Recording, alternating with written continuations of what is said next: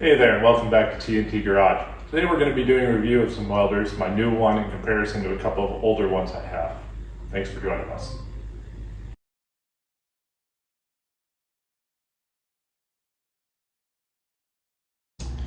Okay, primarily today we're going to be looking at this YESWELDER 135 gasless MIG welder, but it also does DC lift TIG and DC stick.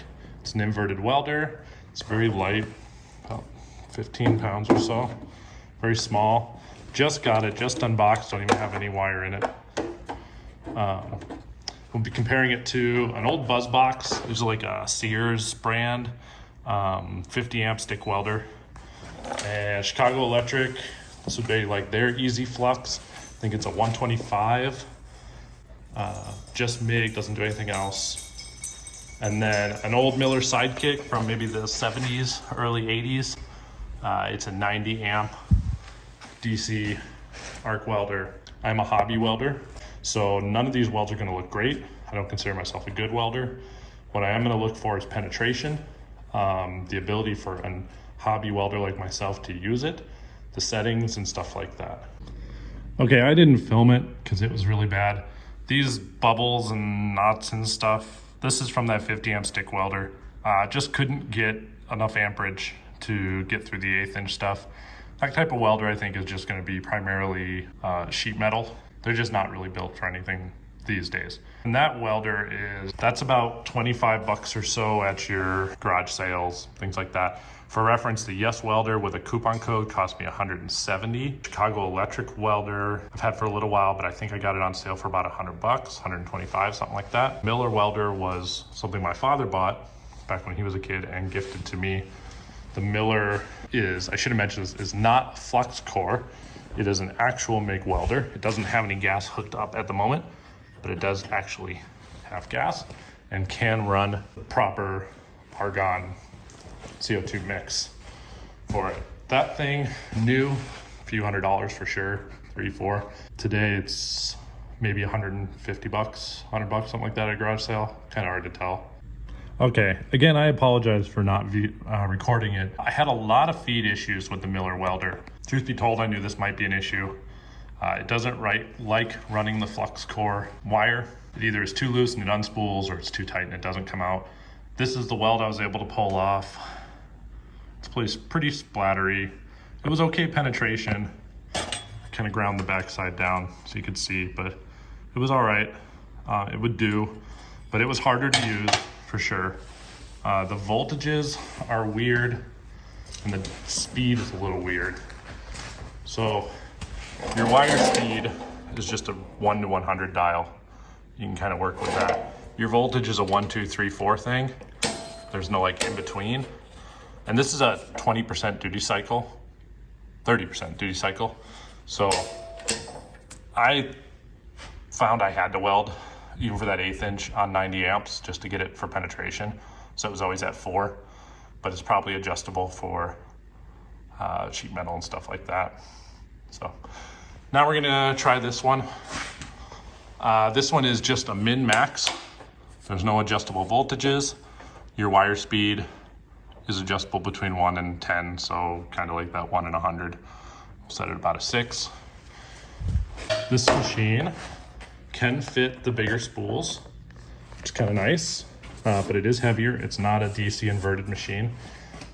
It tells you that its max is 3/16, gives you some quick settings. It said you should be running it on an 8 wire speed, so I guess we'll give that a shot. So this machine's always been pretty reliable. It's just heavy.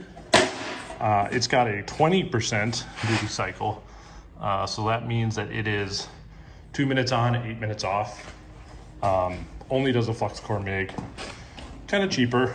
We'll see how she runs.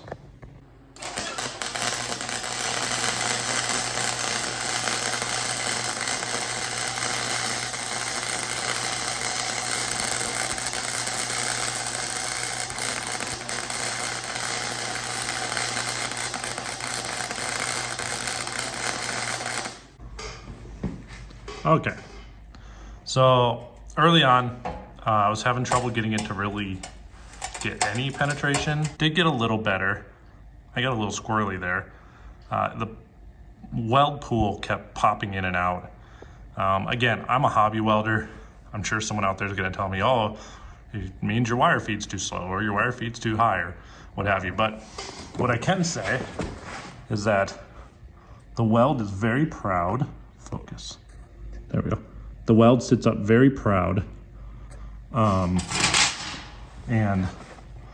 only the first bit really had decent penetration where it got heat all the way through the other side. Now this is 3/16.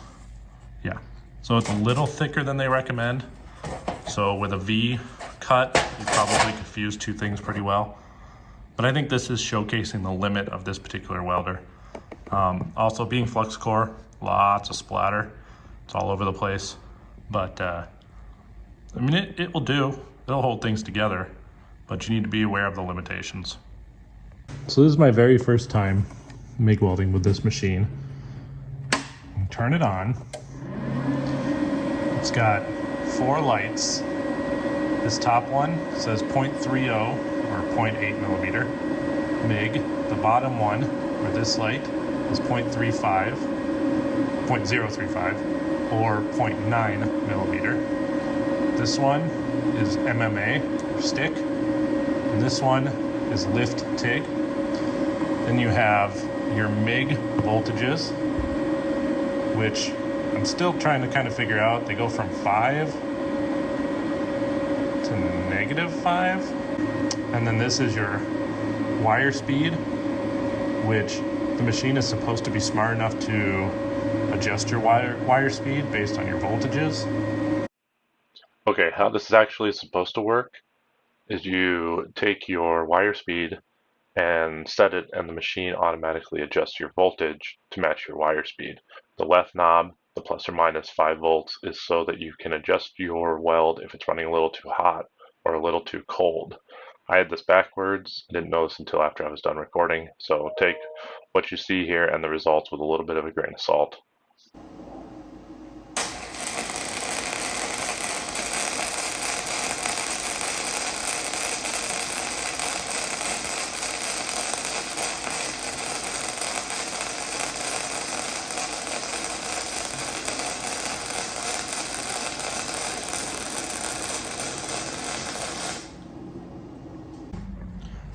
Okay, so the weld on the left here is that Chicago Electric Harbor Freight one. Stands pretty proud. Didn't get very good penetration. Weld on the right is the new YESWELDER, the 135. A little bit of pitting there at the end. That's most likely me, but it felt really smooth. Looks like a somewhat resembling stack of dimes sitting in there. Easily looks like it can be cleaned up, but most importantly,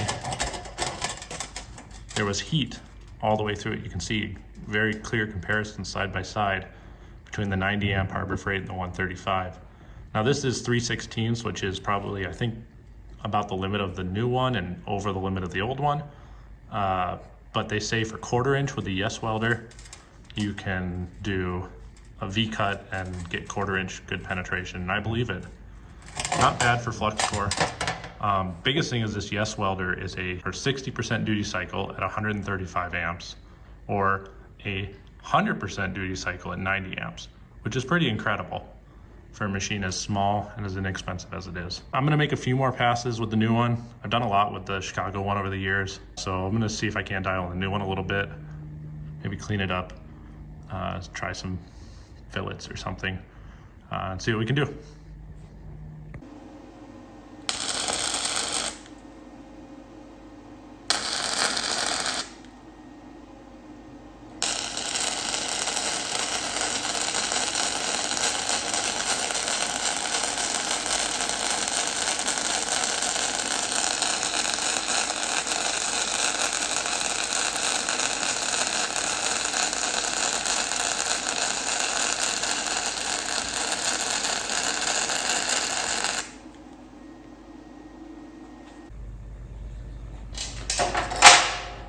All right, so I got heat going through. Not a ton of penetration, if I'm being totally honest. gonna make maybe one more pass over here with the wire feed a little higher and just see what it does.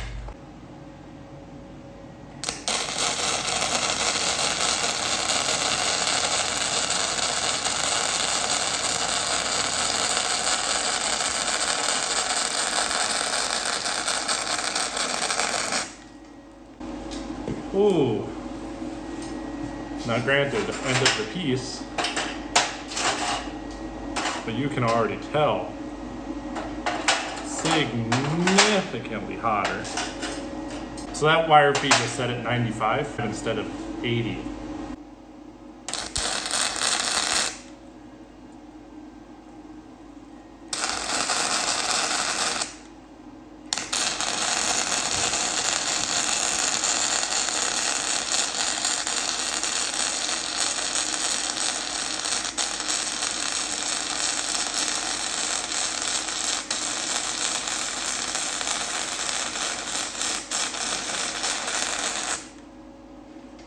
No good.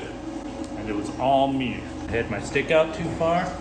I got plenty of penetration on this piece and almost none on the bottom. Pretty decent penetration up here. This piece got a lot, but I was holding it too far up. And when I brought the pool down, I didn't give it enough.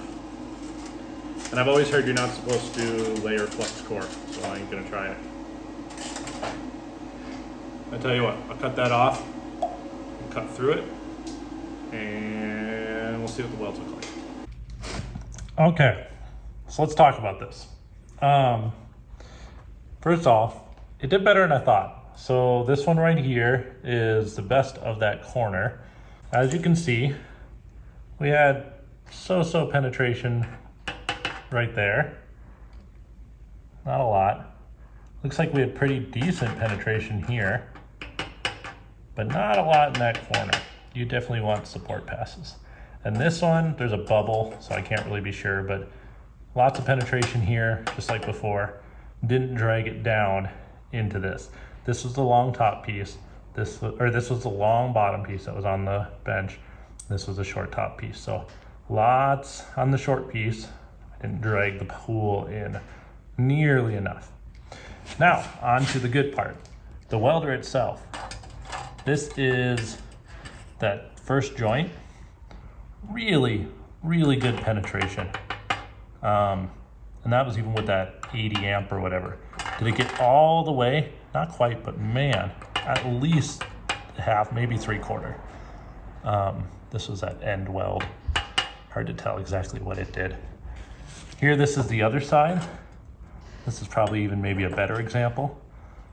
Just that little bit right there is the exposed open bottom. The rest of it looks really clean. The other trick this thing has, it does stick and it does lift TIG, but I don't have the gas for TIG. But it does stick welding. So I got some 6013 electrodes there. Let's give her a shot, see how it does. See what we get for penetration on some 3/16 to maybe 1/4 inch.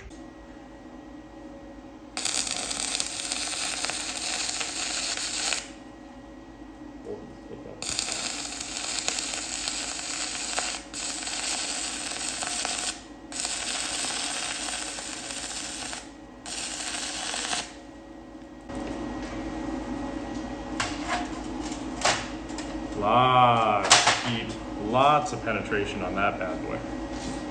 Okay, so despite how much crap I had to chip off there and how poorly it came off, those look pretty decent. So for the ability to pull this 15-pound welder out to a farm site or something and weld 1/4 inch off of an AC generator, 110 volt is, I mean, for 170 bucks, that's pretty impressive. All right, let's bring you over, show you what it looks like.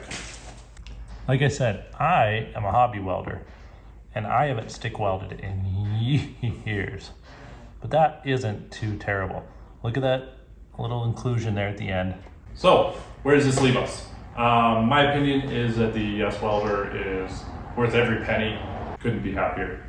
If you're looking for a flux welder, hobby welder, something you can mess with on your weekends, or maybe throw in the back of your truck, take to the farm, make ugly welds, lots of splatter, this is the one for you. This company also makes other welders. I have no idea anything about them other than that some of them are really expensive. I have to imagine they're more professional quality. This is a good welder for what it is. If you need just one in your house, I would go with this one. Or another one, make your own choice. Anyway, thank you for watching. See you next time.